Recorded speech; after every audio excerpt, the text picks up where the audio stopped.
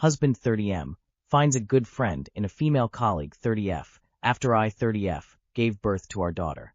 I 30F was 9 months pregnant when my husband 30M got a new job. After I gave birth, he stayed with us for 2 weeks and helped tremendously with our daughter. Then he returned to work, and after about a month he started to mention a female colleague, 30F, very often, on daily basis. He was angry that they were going to cancel her position, and instead they were offering her other, less attractive position, which in the end led to her leaving. He was fighting for her staying with the management and was coming home very angry every day. I started to notice her name then.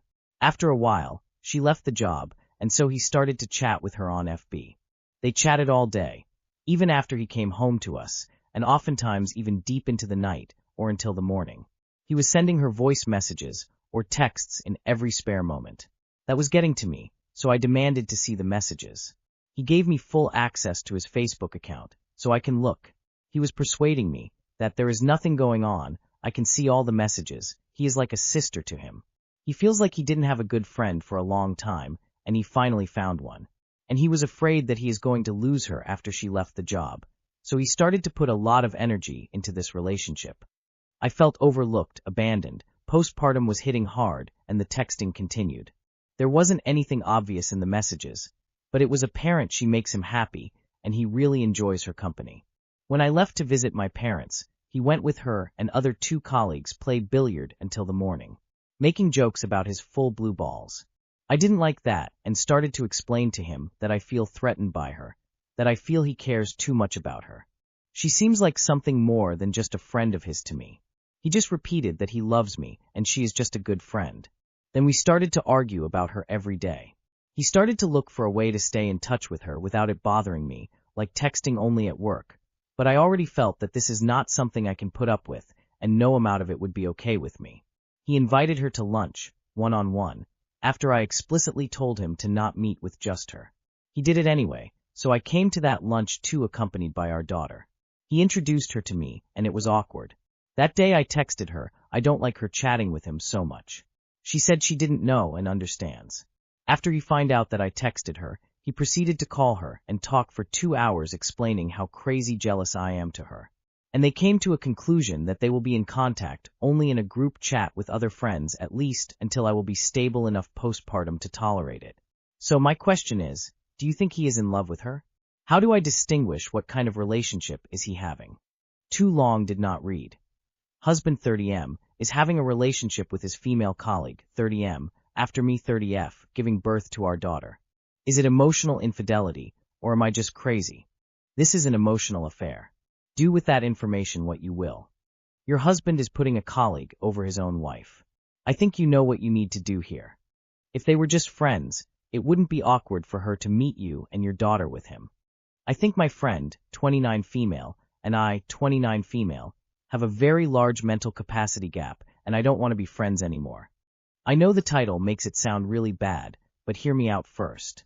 Me and Ellie have been friends for just under 5 years. We met in a coffee shop, where we started talking to each other, as we were the only ones in there, and it developed into a full-blown friendship, when we realized we had some stuff in common, and both lived near to each other. She's a really kind and sweet friend, and we have the same kind of politics and personal opinions on things. We both have similar life experiences and struggles, so we get on really well. But over the years, I've noticed a few things that have snowballed into a big thing that's put me on edge and made me kind of uncomfortable in continuing the friendship. For one, despite having spoken about my lack of attraction to her and not wanting to actually date her at length in the past, she still seems to hold a flame for me and sometimes pushes boundaries by flirting with me or playing coy and pushing me into situations I don't want to be in. For example, she will do subtle things like compliment me, really intensely, or get kind of touchy with me. I've told her in the past that I don't like that, and she stops and pulls back, but then slowly begins doing it again. The thing is, I truly do not believe she is trying her luck or coercing me. I really think she just thinks enough time has passed that things have changed.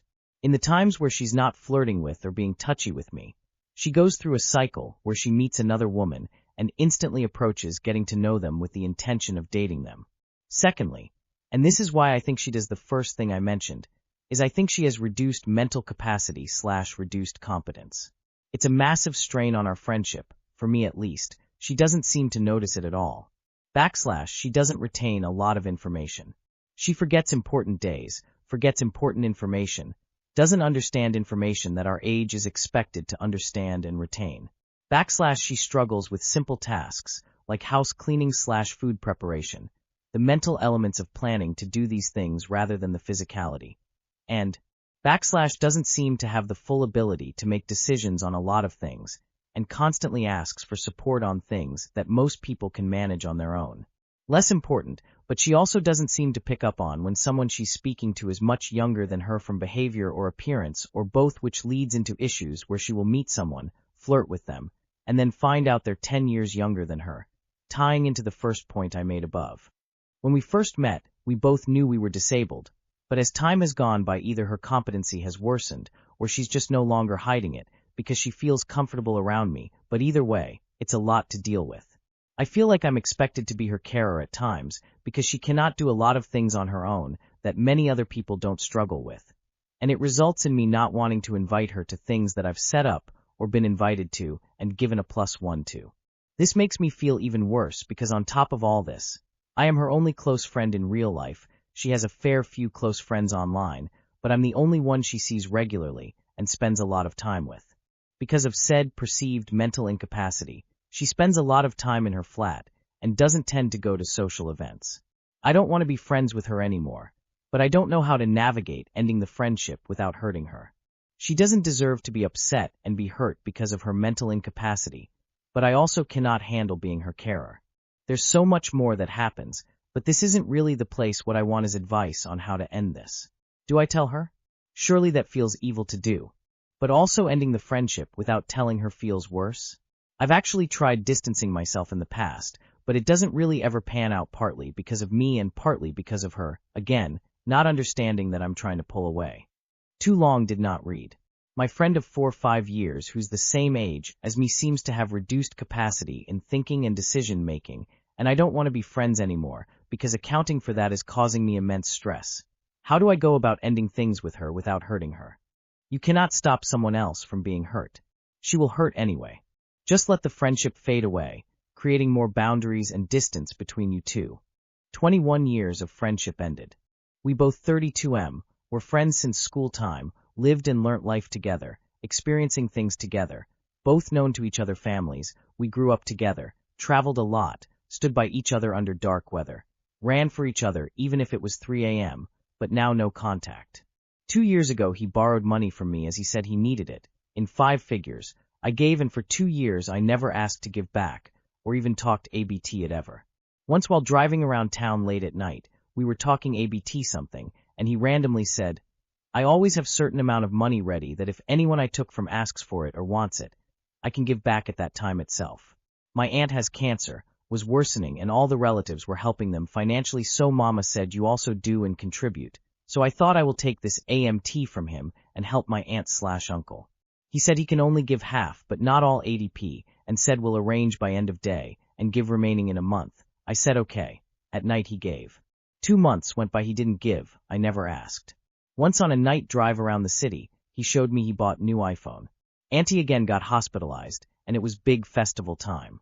I told him to give remaining. He said it's festival time, so don't have now. I told him to arrange from any of his dealers/associates. He said everyone has festival at home.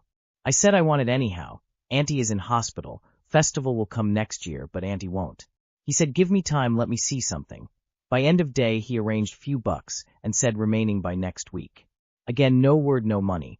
I also didn't ask or talk ABT it until a month and a half. I asked him to give remaining and close it once for all. He said you also owe me some, sent a long list of things and amounts. It was a list of fares, food, drinks, etc. Expenses and calculations from our Kashmir trip from a year ago. He just said as you owe me this much, so there is nothing I should be paying. I told him Kashmir trip we did as friends, we both spent on each other as friends. In this manner, if I give you the calculation of past 10 years only, you will have to pay way more than you actually owe. I want that money back which I gave you during your need. He said your money is safe, it has gone nowhere. I said then give it. Then in few minutes he gave. It was like I was taking loan from him and not my own money back. Never gave back anything on his own. Had to always pressure. It wasn't ABT money but the behavior. If you don't have it, it's understood, but you are not willing even when you have it, that too during emergencies, then there's something. Now calling and messaging, apologizing, asking to meet, saying I'm petty for throwing away such a long friendship for a debt that is already settled. Am I being too rigid or I should let go? Too long did not read. I ended 21 years old friendship over issues regarding money. It was like I was asking loan and not my own money, and now I'm framed as petty by him for burying such a long relation over a debt that is already cleared. Might be worth sitting down over coffee and clearing the air. Might not be. I wouldn't blame you. 21 years of friendship is a long time, but people drift apart over less. I promised my sweet elderly landlords we'd rent their place, but now the clutter is a deal breaker. I, 28F, need some advice.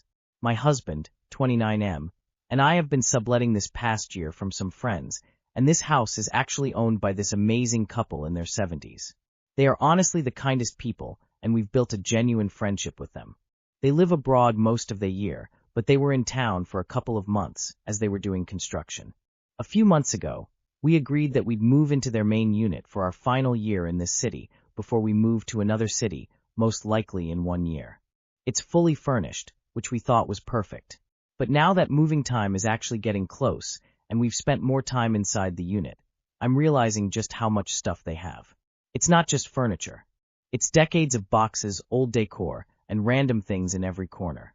I'm more of a minimalist, and I work from home as a consultant, so I know I'm going to lose my mind living in that much clutter for 12 months, possibly longer. The problem is I don't want to go back on my promise. If we back out now, they have to scramble to find new tenants, and I don't want to ruin the relationship we've built. I also really don't want to find another place to live, because furnished apartments are hard to come by where we live, but I also can't imagine living there as it is. How do I tell them that I still want to rent the place, but only if they're okay with us clearing out most of the decor and boxes? I don't want to sound ungrateful or like I'm criticizing their home, but I also can't move into a time capsule. Any advice on how to have this conversation without breaking my promise or hurting these sweet people? Too long did not read. Promised my sweet elderly landlords we'd rent their furnished unit for a year, but now that move-in is close, the decades of clutter and boxes are a total deal breaker for my minimalist lifestyle. How do I ask them to clear it out without hurting their feelings or ruining our friendship? Couple, I noticed that there are quite a few boxes and decor items in the unit. Do you have a storage unit we could put these items in so we can make the most of the space? Just tell them you need the storage for your stuff. A furnished apartment means furniture and appliances, not closets full of junk. Ask them politely to store it, since you guys would like to be able to keep your own possessions in your home. Tell them there's a lot that needs to go into storage for the year.